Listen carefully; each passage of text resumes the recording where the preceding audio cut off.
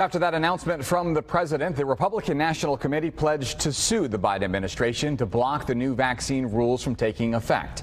Some Republican governors have promised to do the same, but do they have a case? Joining me live right now to talk about it with some insight, labor and employment lawyer Arlene Yang. Arlene, thanks for joining us here. Let's start with the legality of such an order. The plan seems to be to go through OSHA to try to enact it. Does an employee or a company or a state or a political party have any legal standing to fight the mandate? Well, I think one of the interesting issues with this case would be that it's not just requiring vaccines. There's also an option to provide a negative COVID test. And that's quite clear that employers are allowed to keep employees out of the workplace if they cannot pass those tests. So it doesn't seem like it would be difficult for the difficult case for the governors. So given that fact that you're talking about, testing's an option, there's potentially medical or religious exemptions possible, or there's just getting the vaccine. There's a lot of different options here. Does that weaken an argument for anyone who might think that they have legal standing in being against this mandated vaccine? Right. I think it may also be difficult for the governors themselves to sue. Likely it would be a better plaintiff would be the individual employers that have to enforce the mandate. Because they face big fines, right? If if it's found anyway that their employees are not vaccinated. Let's talk a little history here, because this actually has some precedent. In 1905, there was a Supreme Court case, Jacobson versus Massachusetts, where Mr. Jacobson had a bad reaction to a smallpox vaccination as a kid, so he actually refused the vaccine mandate as an adult. But the Supreme Court ruled that the government could restrict individual liberty if those restrictions were a reasonable means for achieving a public good, like everybody's health and safety.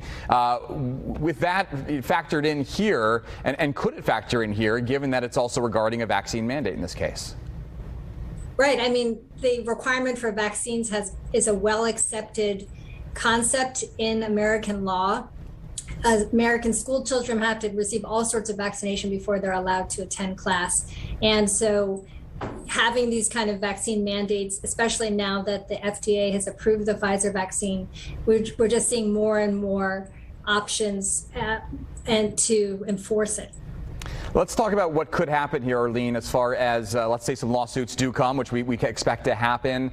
The president signs the executive order one of these days. They put a plan in action. Like, what could play out from there? Could there be a stay of it, or how does that play out legally? Right. So right now, President Biden has just issued executive orders, and the orders say that in the coming weeks, we will see guidance or regulations coming out of the different agencies. So that's going to have to come out first, and then once we find out what the details are, then it's more likely that there would be a way to challenge it. There could be a preliminary injunction to stop the law, but we've seen some of these cases have been unsuccessful where employers are mandates for vaccines have been challenged. What are some of the legal hurdles that the president and his administration could face here? Well, if it could be, there could be a preliminary injunction to prevent it from going forward, which could delay things for a significant amount of time.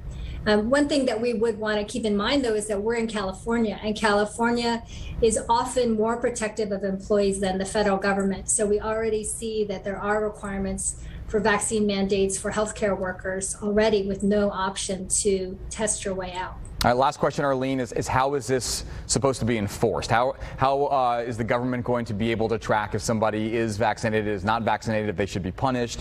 And with that in mind, how state law compares to federal law? How does federal factor in here? Well, we're going to have to see what the details are in the rules that are put out by the federal government as to what they're requiring employers to do. We already know that OSHA is supposed to be able to issue fines for employers who don't enforce the mandate, and so we'll have to see how that goes. In terms of the state enforcement, I think that would be related to Cal OSHA and what the rules are on the state level. That certainly is going to bring up a lot of debate here in the days to come. We appreciate you helping us break it down and understand. Arlene Yang, thanks so much. Great. Thank you, Andrew. All right.